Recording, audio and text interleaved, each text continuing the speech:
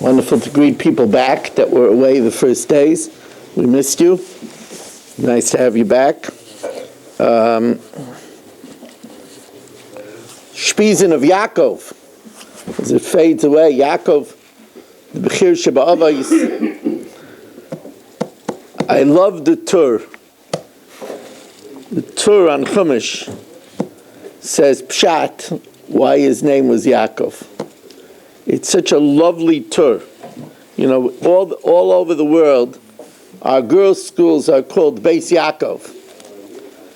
So we know that Yitzchak Avinu, by the bris, for those that weren't by the bris of Esav and Yaakov, some of you, I know some of you are old enough to remember that, but it wasn't a Chassidish bris, so Herschel didn't go. But so Yitzchak said, he explained the names, and he said Esav, he was born, very interesting, he was born with a full set of teeth, even wisdom teeth. He had the Tagianis Menachos says he had a beard. So he called him Esav. Also, he was complete. And then he had Yaakov. So I know that those that are not old enough don't remember what a Kodak moment is. You know, I don't know. You see, Herschel, he worked in the business, so he remembers Kodak. Who would believe that Kodak would be gone? Who would believe Kodak? Kodak was almost a household word. Now, it's extinct. Kodak is as extinct as the payphone. Nobody's going to remember what a payphone was, you know. Nobody's going to remember that. I could see Reb Solomon remembers a payphone. In the far past, it was a payphone. But anyway, I mean, it's hard to believe that we went to a bungalow colony where no bungalow had a phone. No bungalow had a phone.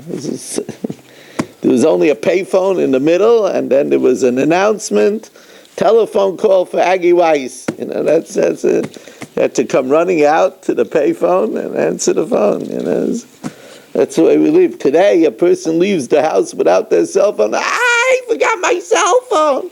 You know, they could exist without the cell phone for I mean, it's mamish almost like a sakana.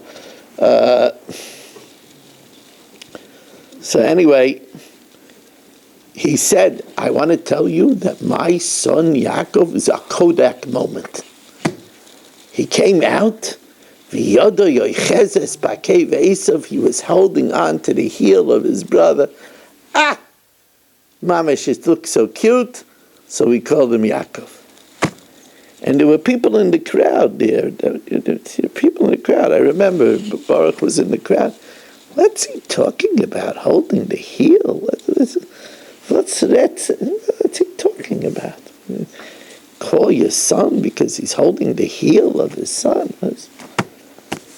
So the Torah says a magnificent pshat. The Torah says that Yaakov knew that his mother would have to go through again the pain again of delivery to deliver him. And he didn't want his mother to go through the pain again, so he grabbed a hold of the heel and came out together to save his mother the pain. And that's why he's called Yaakov, because Yoda Yoches, and then that gives such a gishmak tam to Beis Yaakov. We want to teach all our children, all our girls to be sensitive, to have sensitive. It's such a beautiful pshat in Yaakov. And so I'll just tell you, although, you know, some people are looking at the clock and said, how did I get stuck with this mincha? I could have gone somewhere. You know, people want to know, you know, they want a McDonald's mincha and marav. Baruch says, give me a McDonald's mincha and marav. Rabbi Weiss, could you put something by the window that I could just pull my car up from the window? I don't even have to get out of my car. I'll daven mincha and marav. I have a sunroof. I'll stand up in the car, and then as soon as it's over... Can we do this? Huh? Can we do this? Yeah, you'll do it, and we'll shut the window in your face. I'll try it. There was a time that the people had to do it. And when they had to do it, they didn't want to do it.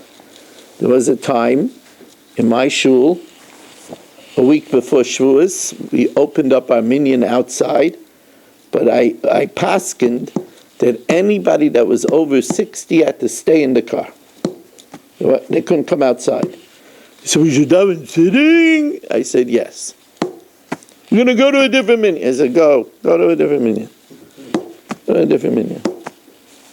But I want to tell you, one of the last gifts that I gave to Staten Island before I left is the Agudas Yisrael of Staten Island did not have one COVID casualty. There were a lot of shuls that had COVID casualties. We didn't have a COVID casualty. So then we had a McDonald's minyan, and then they didn't want it. Then they wanted to come into you know what it is, when you could have something, then you don't want it. When you can't have it, you want it. That's the oldest, story in the book. But anyway, he's just joking, Baruch. He always tells me, why don't you speak longer? I don't understand this. Baruch, he says, I want to get what I pay for, he wants to get his money's worth, But anyway, I just tell you because you're not in a rush. There was one of the great pioneers of Harbatzas Torah. This is before anybody heard of Kol Lashon, and before anybody ever heard of TorahAnytime.com. The great pioneer of Harbatzas Torah. You know who I'm talking about? Reb Eli Teitelbaum. Eli Teitelbaum, Daladaf. He was the pioneer of Mass Torah. Rabbi Tursky was on the radio, but the great pioneer that brought Torah all over the world was Reb Eli Teitelbaum. Reb Eli Teitelman told me another pshat in the name Yaakov, which is a beautiful pshat. He said, we know that Rivka, although she was 22 when she had the twins, she never had any more children. Even on today's standards, 22, she couldn't have more children. Never had any more children. I know Esav was a handful, but that wasn't the reason.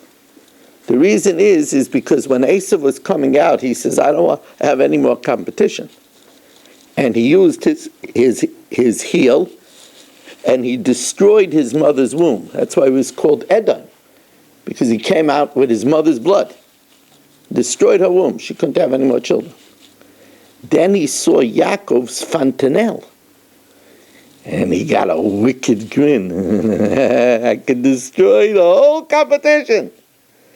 So, he was good at kickball. He took his heel, and remember, he was fully made, and he went to stamp down on Yaakov's fontanelle and kill him. But Hashem made a miracle that Yoda Yochezes Ba'kev Esav, that Yaakov was able to stave it off, and that's why he was called Yaakov. So that's the cover the Ushpizin of Yaakov. So now we learn Mishna Yomis. I didn't forget about Mishna Yomis for those people that were very worried that I might forget about it. The 11th parak, the first and the second Mishnah, is sponsored by the Fish family, Nishmas Basi Bas Rabbi, Shalom ben Avram Alevi, Perel Bas Ruvain, Lili Nishmas Dav ben Chaim, Lefu Shalom for Leo Meish Mechai Sar, Yaakov ben Basi Alei, Schus of Avram Yom Ben Nishma Malkidus and family, Yo Klugman and family, and Lefu Shalom for Victor Ayer ben Rivka in the Bas Chai Sara, Moshe Meir ben Esther father, Yitzhak ben Sim ben Dusha, Rivka Bas Shira Leah, Chana Bas Shoshabina, and Meir ben Chai Sara. They should have Refu Shalema b'Seich Shachar Yisrael. State in the Mishnah, as we start the 11th parak of Menachos, Shtei alechem niloishois achas achas. The two loaves of Shavuos, they had to be kneaded separately. Couldn't knead them together and then split them. They had to be kneaded separately. V'nefos achas echas. And they're baked in the oven separately. We learned out from a pasuk. Lechem aponim, the 12 loaves that went on the shulchan on Shabbos. Niloish echad echad, also had to be kneaded separately. V'nefesh shnayim shnayim, and they're baked 2 at a time. Now, these lechem aponim had a very interesting shape. They had a shape like a half a box, 2 sides and a bottom. And it was open on 2 sides. So they were made in a mold. They made them in a mold, ukishad haradan, and when they were removed from the oven, noisnim betipus, they were put in another mold of that shape that they shouldn't break, kadesh lo yiskalkelu, that they shouldn't get ruined. Echad shtei alechem. You know why they had to be in that shape? Yeah, that's a whole story, but that's not for now. But yeah, there was a particular reason why they had such a shape. Now, Echad Shtei Alechem, see, I know Gedalia, he stalls. He wants me to talk more, you know. You have to know your customers, you know. Gedalia says, why only 2 Mishnayos? Why don't we learn, you know, a parak a day, you know? So everybody has their needs, you know.